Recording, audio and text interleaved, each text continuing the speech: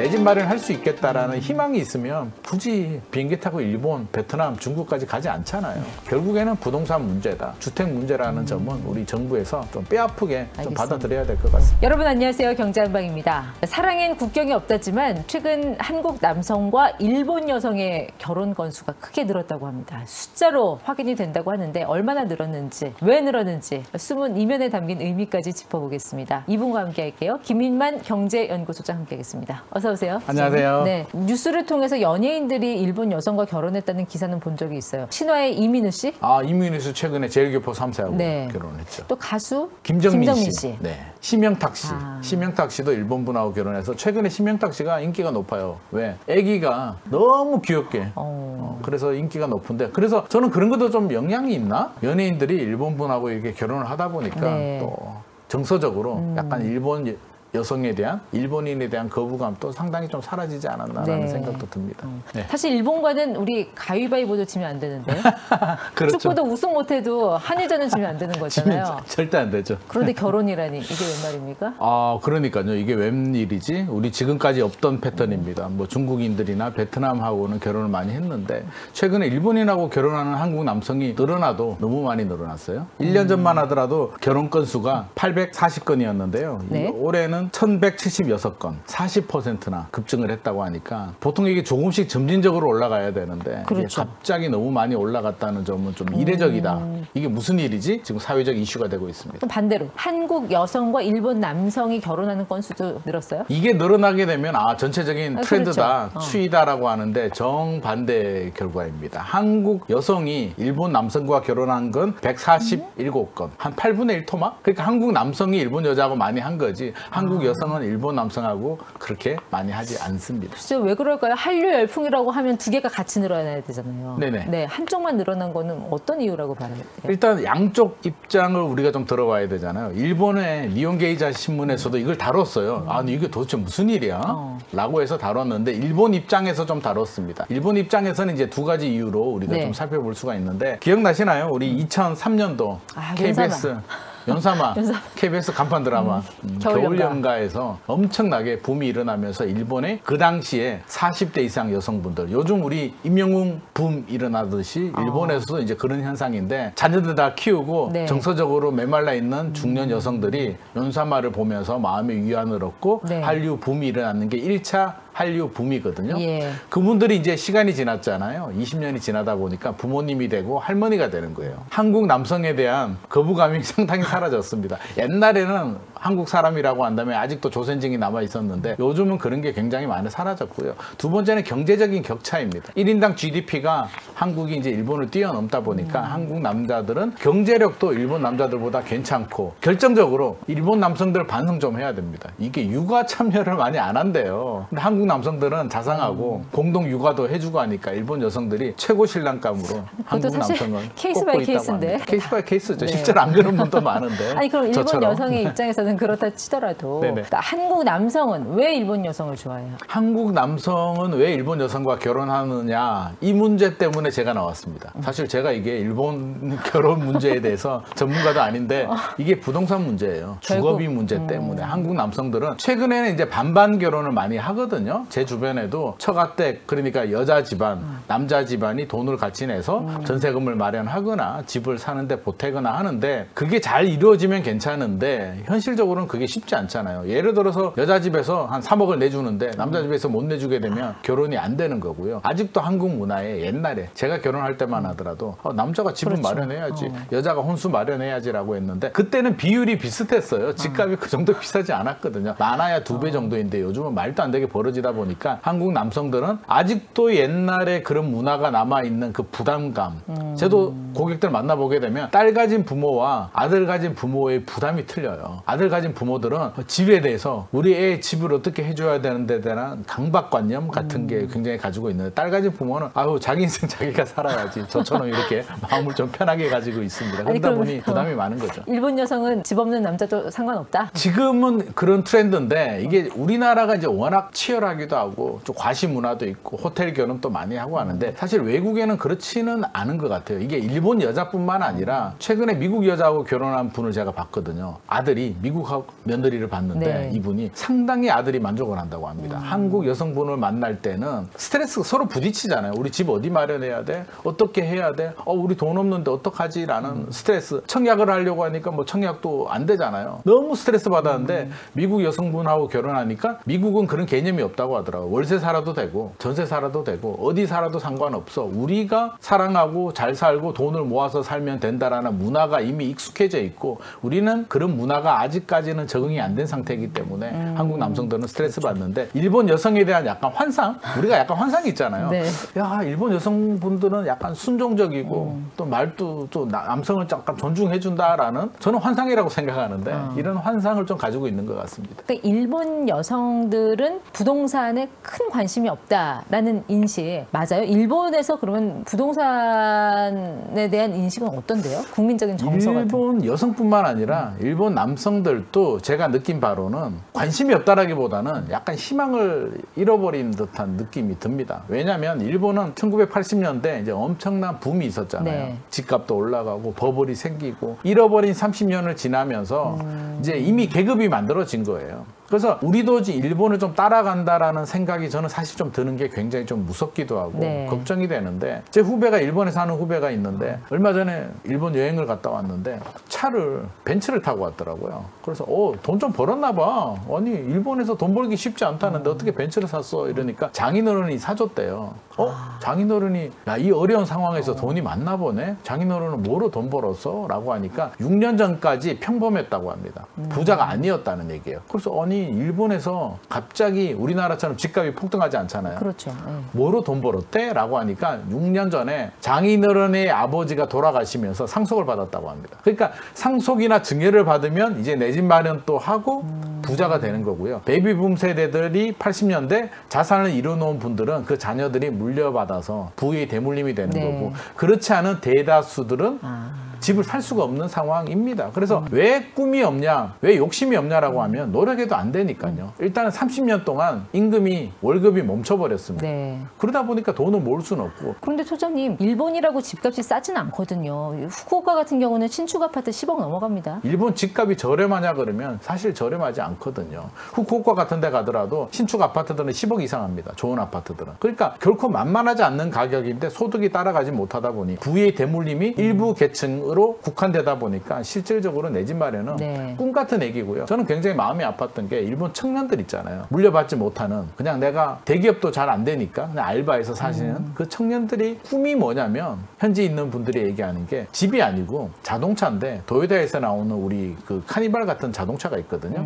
그거 하나 사는 게 꿈이랍니다. 소박하기도 하지만 좀 안타깝기도 하잖아요. 네. 꿈은 내 집 마련 또 해야 되고 좀 크게 가지고 성장을 해야 되는데 그 성장이 멈춰버린 나라에 대한 청년들의 단면을 그렇게 볼 수 있으니까 우리나라도 네. 지금 정책이잖아요. 여기서 경제 성장도 해야 되고 성장 엔진도 발굴을 해야 되는데 여기서 멈추면 30년 후에 또 우리 청년들이 네. 일본처럼 꿈을 잃어버릴까 봐 사실 두렵습니다. 사실 부동산이 이렇게 국민 정서와 직결이 되고 어떻게 보면 우리나라에서 부동산과 병역은 영린 같은 그런 이슈잖아요. 그렇죠. 네. 이게 약간 한국적인 현상이다 보니 유독 이제 한국 남성들이 외국 여성을 좋아하게 되는 하나의 기폭제가 됐다. 그리고 특히 일본은 이제 제가 말씀드린 그 환상이 있는데 제가 환상을 좀 깨드리면 제 친한 후배 중에 이제 일본 여성분하고 실제로 결혼을 했어요. 그분은 결혼해서 일본에 정착해서 살고 있는데 한국 남성들은 그런 환상이 있으니까 물어봤습니다. 제가 만날 때. 정말 재수 씨가 그렇게 순종적이고 남편한테 잘하고 존중해주냐라고 하니까 집에 가기 무섭다. 와이프마가 잔소리가 너무 많아가지고 한국 여성분과 크게 다를 점이 없다. 그래서 그런 환상을 제발 버려달라. 결혼하고 애를 키우게 되면 엄마는 강하다라고 얘기를 합니다. 그래서 이거는 뭐 전 세계 공동이기 때문에 일본 여자에 대한 환상을 가질 필요는 없고요. 맞아요. 한국 남성들이 그런 부담. 그렇죠. 집값에 대한 부담감. 그렇죠. 근데 한국 여성들도 부담은 똑같이 느낍니다. 요즘 공동육아, 공동이기 때문에 똑같이 부담을 느끼는 이 사회 현상을 제가 말하고 싶은 것입니다. 집값을 부담스럽게 느낄 수밖에 없는 게 최근 통계를 보더라도 하위 20% 20%를 봤어요. 하위 20%의 그 저가 아파트 평균 가격도 거의 5억이 되더라고요. 5억을 신혼부부들이 어디서 어떻게 구하나요? 5억을 현실적으로 사회 초년생인 신혼부부들이 마련하는 건 제가 볼 때는 불가능할 것 같습니다. 대출을 받아야 되는데 아니면 부모한테 받든지. 최근에는 대출도 만만하지 않아요. 정책자금 대출도 오히려 줄이고 있는 추세이기 때문에 대출 받기도 쉽지 않고 부모님한테 받으면 좋긴 하죠. 좋긴 한데 또 그렇게 선뜻 도와줄 수 있는 부모님이 제 의지로 되는 문제가 아니니까. 그렇게 얼마나 많겠습니까? 그러니까 부모님도 스트레스고 그런 부모님한테 받아야 되는 자녀도 스트레스고 못 받는 분들은 더 스트레스고 네. 이게 사회 현상이 되다 보니 너무 비싸요. 평균 가격이 14억이 넘기 때문에 전세를 마련하려고 해도 전세 가율 50% 따지면 7억 정도인데 7억을 그렇죠. 전세 대출 받더라도 갚아야 될 돈이니까 부담스럽고 그러니까 이번에 모든 게 그 다 주식 대주주 양도세 기준 가지고 한창 시끄러웠잖아요. 아, 그렇죠. 그 시끄러운 이유 중에 하나가 아니 부동산은 요즘 평균이 서울 아파트 평균 가격이 14억이 넘는데 네. 어떻게 주식은 10억까지면 대주주냐. 이걸로 굉장히 논란이 뜨거웠거든요. 아, 그 말 되네요. 네. 그러니까 이게 10억이라는 게 큰 돈이기도 하면서도 이게 서울의 평균 맞아요. 가격이 14억이 되다 보니까 거기에 또 기준점이 맞춰지게 되고 네. 우리는 또 사회적으로 SNS도 하고 또 친구들하고의 또 관계를 중요시 생각하기 때문에 네. 그런 부분들이 부담스럽고 아예 포기하시는 분들도 많이 있습니다. 아니면 신혼부부는 청약, 특별공급, 특공 이거 많이 활용을 하잖아요. 유일한 네. 방법이긴 한데요. 제가 볼 때는 작은 자본으로 왜 계약금만 내고 한 3년 시간 벌고 나중에 어찌 잔금을 치면 되는데 특별공급은 이제 청약 같은 경우는 두 종류가 있죠. 특별공급이 있고 일반 공급이 있는데 특별공급 같은 경우는 신혼부부나 다자녀나 뭐 신생아 이런 분들한테 혜택을 주는데 자격 요건을 보게 되면 항상 들어가는 공통점이 있어요. 자녀를 출산해야 됩니다. 출산하지 않으면 우선 점수에서 떨어져요. 그러다 보니까 아니 결혼하는 사회 초년생들이 애부터 먼저 낳고 시작할 수도 없는 부분이니까 네. 실질적으로 특별 공급에서도 소외가 되고요. 일반 공급은 두 종류가 있습니다. 공공과 일반인데 공공은 납입 총액으로 결정이 돼요. 네. 오랫동안 10만 원, 올해 작년 10월부터는 25만 원씩 계속 납입하신 분들이 유리한데 사회 초년생들이 얼마나 납입을 했겠냐고요. 실제로 공공 분양은 납입 금액에서 떨어지고요. 일반 민영 아파트 같은 경우는 청약 가점제잖아요. 무주택 기간, 부양 가족, 통장 가입 기간인데 사회 초년생들이 어느 세월에 무주택 기간을 채우고 부양 가족 서로 배우자 2명밖에 없는데 점수가 안 나오다 보니까 청약도 그림의 떡이다.